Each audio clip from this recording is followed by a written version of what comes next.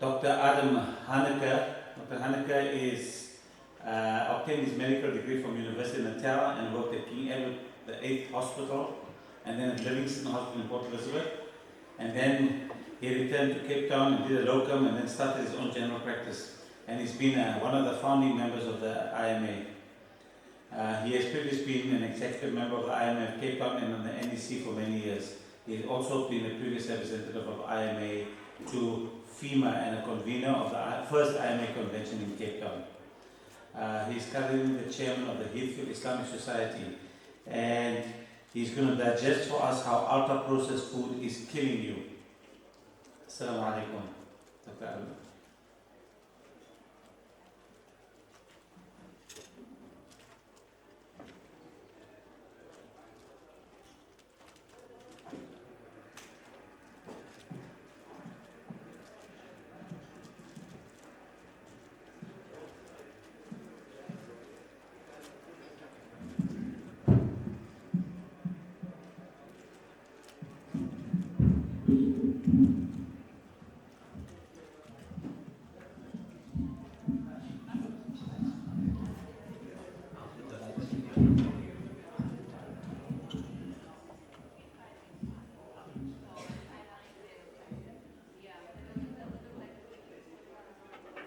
Assalamu alaikum. Okay, we've just had our lunch, and most of us, I'm sure, we had a fair share of ultra-processed food. So, over the last few years, more and more research is being done, and there are more and more correlations being found as to how ultra-processed food negatively affects our health. So I'll be focusing on that. At last year's convention, I spoke on Tayyib food. That was a brand new concept.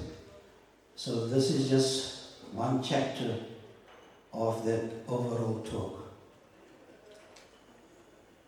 Okay, before I tell you what ultra-processed food is, this is how it looks, and this is how we had it since our breakfast and for lunch. These are some of the products that we get at our shops and supermarkets. Anything that comes in a box with a barcode is ultra-processed food. So in order to have some sense of definition, the Brazilian scientists came up with this classification.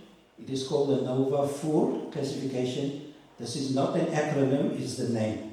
So in the green section there, it's minimally processed food. Then we have processed foods that goes some industrialization. And finally in the pink is the ultra-processed food, and we'll be concentrating on that.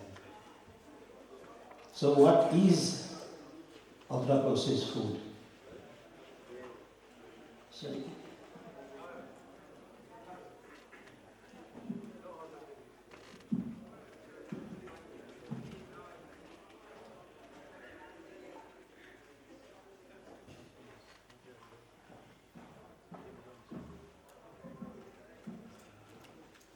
Okay, I need to look down at the screen. So the scientific definition is complex, as I said. The key factor of ultra-processed food is that it has been put through many different processes and techniques. So you're basically taking raw food products, doing various things to it, and repackaging and selling it to you. There's also a book that somebody has written, Ultra-Processed People, because in the UK and the States, people get a high percentage of the calorie intake from ultra-processed foods. But there are good aspects of ultra-processed food as well. They are relatively cheap, easily available, and they are very convenient. In fact, a modern housewife doesn't need a kitchen. She just needs an air fryer or a microwave. She can buy anything from biryani to whatever she wants. Bring it home, heat it, and eat it. Since 1990, the big food companies have grown exponentially and become giants. Okay, so is there any research to back up the claims that ultra-processed food is bad for you? So we're going to look at some of these. In an article that appeared in The Guardian last year, they've linked ultra-processed food to 32 harmful effects. So basically, it's like the octopus with 32 tentacles. So it generally affects your human health. And once Umbrella Review looked at 49 unique outcomes, and only 25 were linked and identified with ultra-processed food.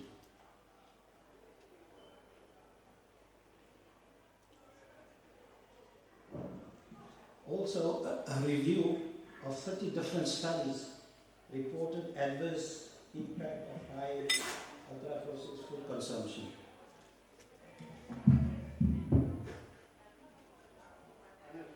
Right, we all know obesity has exploded globally. Since 1990, adult obesity has doubled, adolescent obesity has quadrupled. 2 days ago, in a local newspaper, there was a report, research done by the South African Medical Research Council on childhood obesity. The age was less than 12, and these are the horrific figures that they found. Hypertension in 46% of the kids, type 2 diabetes in 5%, dyslipidemia in 30%, and 48% of these children were drinking cool drinks every day. So in children and adolescents who were followed up for more than 4 years according to a different study, there is a definite positive association between UPF and obesity. Right, the metabolic syndrome we all know, but nobody knows the real definition of metabolic syndrome. The WHO has a definition, the IDF has a definition, but the underlying mechanism is insulin resistance. A third of Americans have metabolic syndrome. According to Dr. Robert Lustig, he's a neuroendocrinologist at the University of California, he says that the metabolic syndrome leads to the following 8 chronic metabolic diseases. Type 2 diabetes, you have a 5 to 7 high risk, hypertension, cardiovascular disease, dyslipidemia, cancer, dementia, fatty liver disease. So there's also a bidirectional association between metabolic syndrome and hyperuricemia and psoriasis. The overall prevalence of metabolic syndrome is about 26%. Right, type 2 diabetes, according to the Nurses' Health Study and the Health Professional Study, these are prospective cohort studies. People have been followed up for years. Every 2 years they have to follow to complete a food frequency questionnaire. And that study found it was. They looked at various other factors as well, but ultra-processed food consumption was associated with higher type 2 diabetes risk. With every 10% increase, there is a risk of 13% higher incidence of type 2 diabetes. Cardiovascular disease, same story. Definite association. Hypertension, fatty liver disease. I'm happy to have met Dr. Bilal, the next speaker, so I won't talk much about that. He's the hepatologist, he'll tell you everything. But I just want to highlight the fact that the global prevalence has increased from 25% in 2015 to 30% in 2023.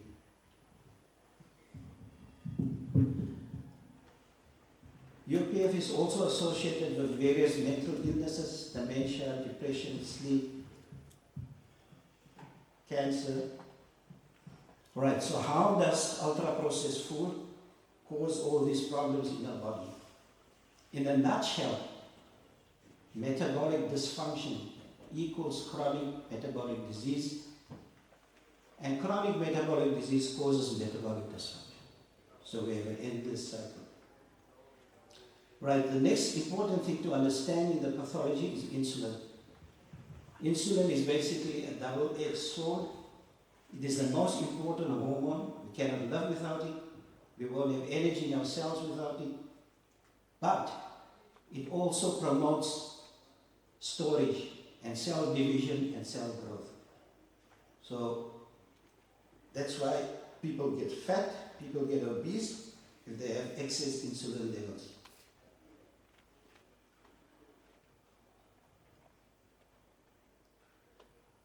The second most important underlying mechanism is chronic low-grade inflammation. We all know the effects of acute inflammation, but in chronic low-grade inflammation there are no symptoms, so we're not even aware of it. One of the most important factors that affects chronic inflammation is the gut biome. There are basically three intestinal barriers: the mucin layer, the tight junctions, and immunological chemicals. In a typical Western diet and with high ultra-processed food, these breakthrough happen in these barriers, you eventually get the leaky gut syndrome. And this leads to chronic inflammation and all the chronic illnesses. A poor diet is the most important factor causing chronic inflammation. So this is what we need to remember. Chronic excessive insulin levels and chronic low-grade inflammation. These are the two most important underlying mechanisms. Ultra-processed foods influences both and makes both worse. The mitochondria in our cells are basically the engines for providing the cells with energy. They also play a role in other mechanisms.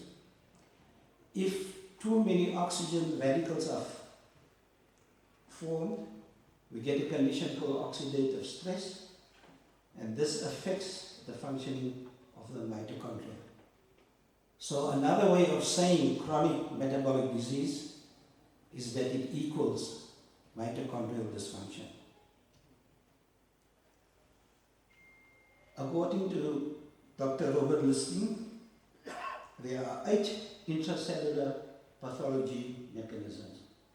Glycation is number 1, oxidative stress, mitochondrial dysfunction, insulin resistance, membrane integrity, inflammation, epigenetics, and autophagy. There's no time really to go into the detail, but Dr. Lustig has spent years, is a recognized international expert on ultra-processed food, and this is his explanation. Right, the other factor is to look at gut health.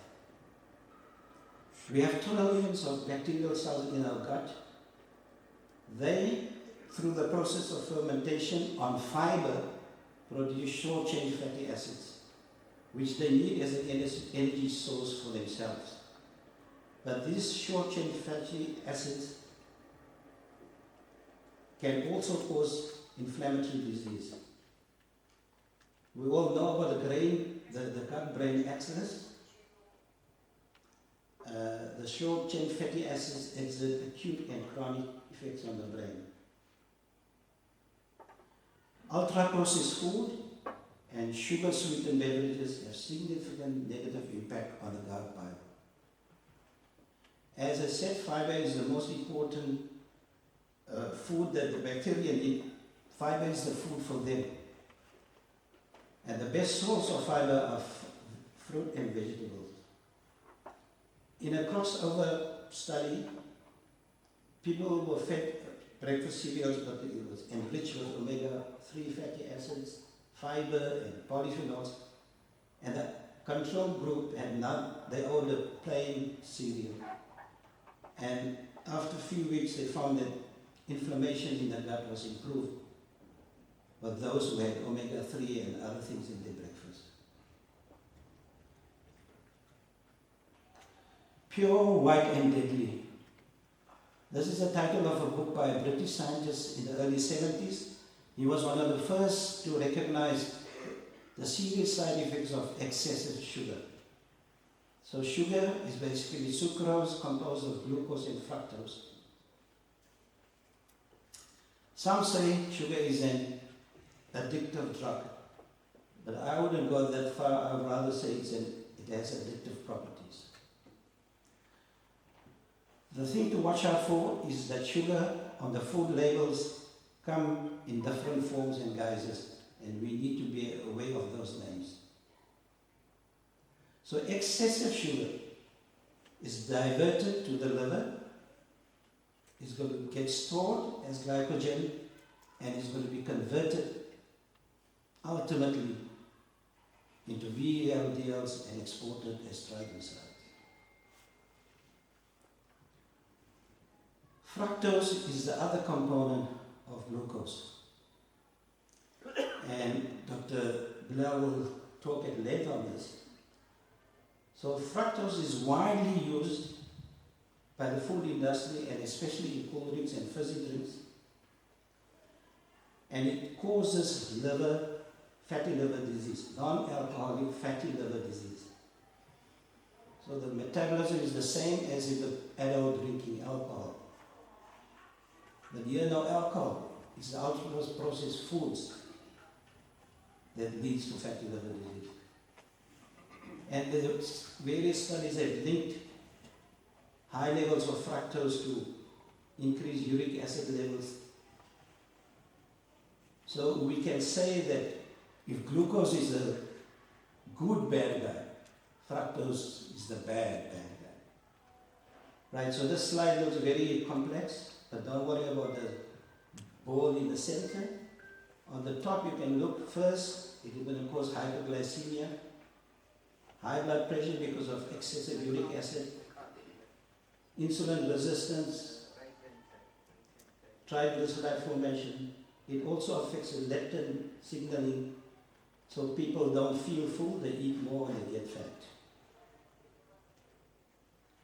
Do children drink alcohol? No. But this is the alcohol for children. Right, so numerous studies have documented the adverse effects of sugar-sweetened beverages. This is the term that they use. So we're talking about cold drinks, soda, colas, energy drinks, including juice.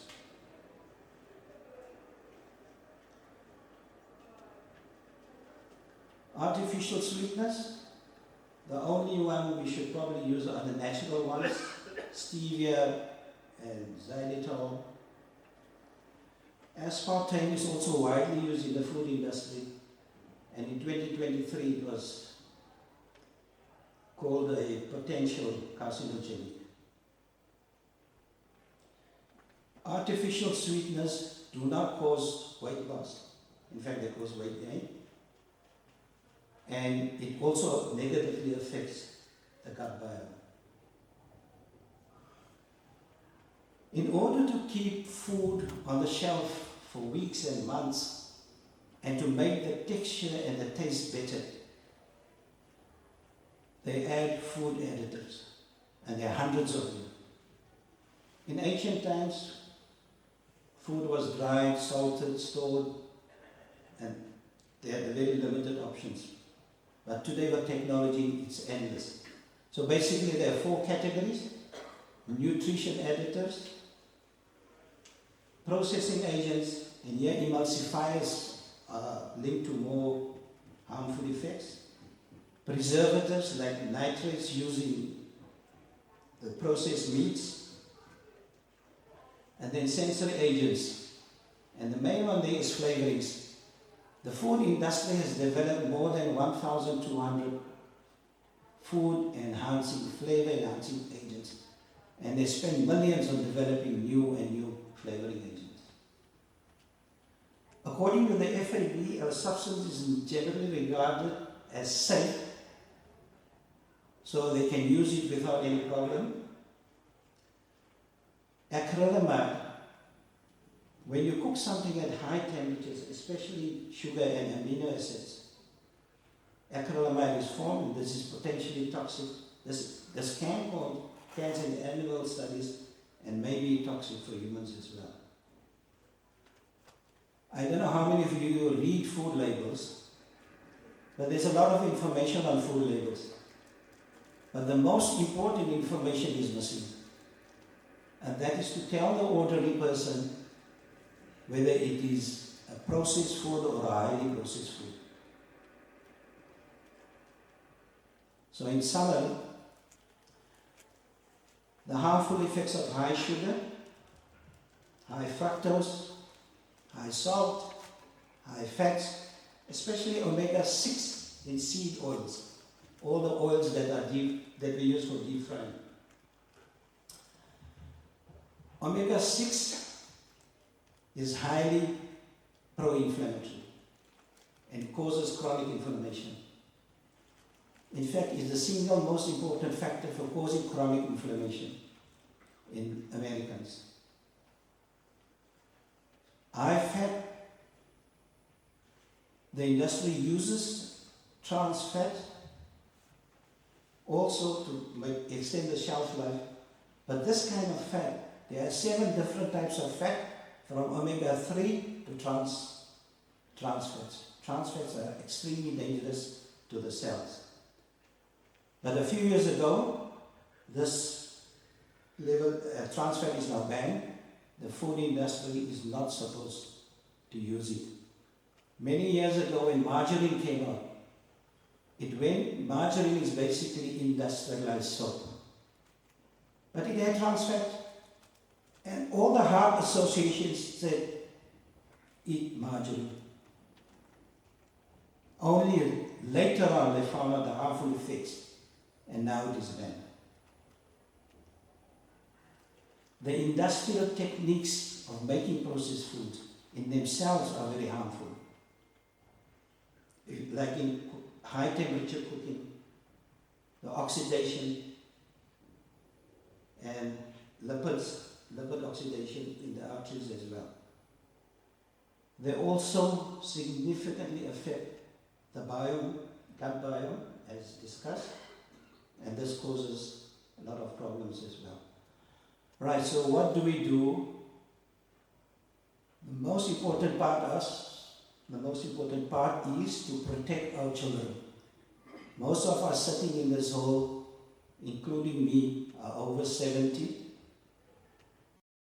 So we've had our ride. It's not going to make much difference. And most of us are not going to change our eating habits. But for the sake of your kids, I really need to emphasize that we need to be more concerned of what we feed them. Cool drinks are the most important reason why children get non-alcoholic fatty liver disease. Get them, the best gift you can give them is to get them off cold drinks. Get them off energy drinks. Let them drink juice once a week, cool drink once a month, maybe special occasion. And water every day, water every day. In fact, the Quran tells us to drink water. For breakfast, don't give him a sugar-sweetened cereal every day. That's what's driving the obesity. Include some kind of protein. An egg is an excellent protein. Reduce food bought from takeaways and fast food outlets. If they want to snack, let them snack on fruit and nuts.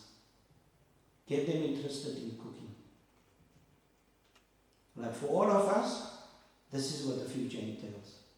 If we want to preserve our health, the guys who take this to the extreme can significantly reduce their diabetic overload. So on the one column we have ultra-processed food, on the next side is stay food. So we need to eat less junk food, more Thai food.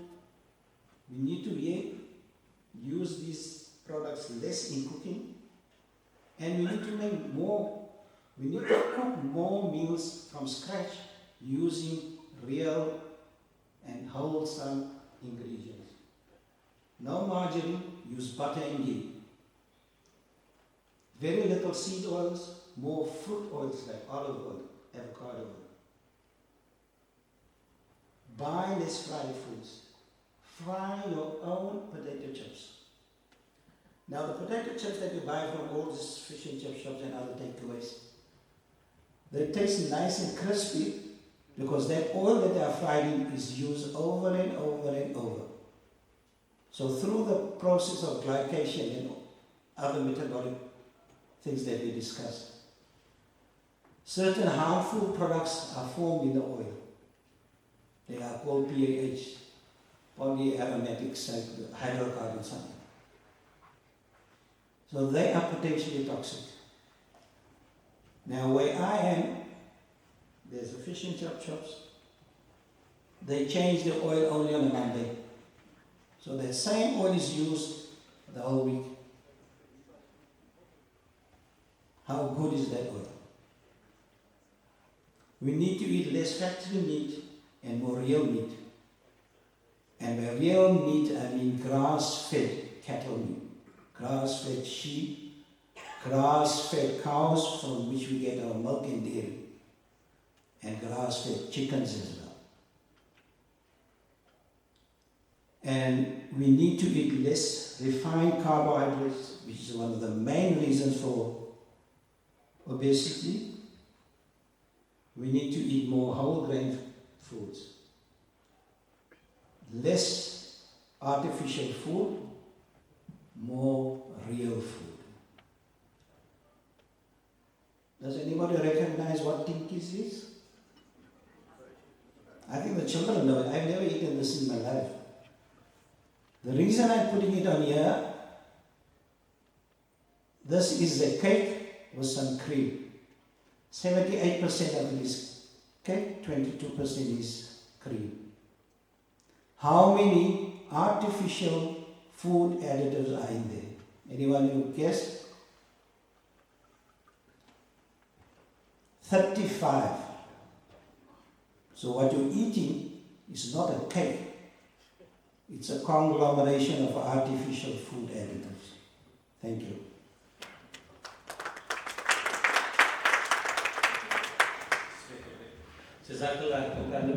I'm sure there are some questions that are eating you. So if anybody wants to ask any questions, just remember, whether it's transgender or trans fat, it's bad for you. Even trans net is not doing it well. But alhamdulillah, there are some trans things. We will transcend, inshallah.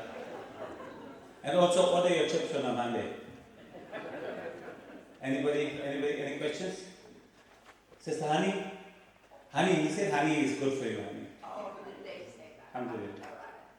I just would like to ask, is there any truth in the fact that proteins fill you and rather have more proteins like advocated in the keto diet? Yes, protein is more filling. That's why it's recommended that you eat protein for breakfast, besides all the other benefits. Protein doesn't give you energy. Protein is needed for tissue building, for your muscles. So we need to have adequate amounts of protein. And we don't. You can't have cereals every morning. Have an egg. Have 2 eggs every morning. You're not going to get out of that. That's a different topic that we can address. So protein, yes. Anything else? Any other questions? I think, Dr. Adam, what you mentioned is very pertinent, that you have to teach your kids from a young age, because diet is a learned behavior, and we learn this, we teach our kids the wrong habits from a young age. I think maybe even too late for my kids. We'll have to start working on grandkids now. The reality is that to eat this way, you have to plan to eat this way, you have to shop to eat this way, you have to have those foods in your house, you have to have the time, and your routine must be built so that you can prepare the foods from scratch, as you mentioned. It's not an instant food. So you have to sacrifice some convenience and expedient for your sake of your health. And that means you have to prioritize what you spend your time on. So instead of spending time watching a series on Netflix, you meant to spend that time cutting potatoes. That's the reality. But that would mean that you, inshallah, have a much healthier and longer life and can spend more hours in the masjid. So it's about moving those priorities, and I think that's been a theme of a lot of what we've discussed this weekend, is moving your priorities in line with developing ihsan and maximizing your iman and solidifying your Islam. So alhamdulillah, I think Dr. Adam's talk fits in very well with that. Jazakallah. Any other, if you want to have the last word? No. Research done at the University of California. They took obese children. They gave them cold drinks, fizzy drinks, energy drinks. And within a short period, they developed frank diabetes. So this is not correlation, this is causation. Cool drinks and kids do not go hand in hand. Jazakallah. Jazakallah.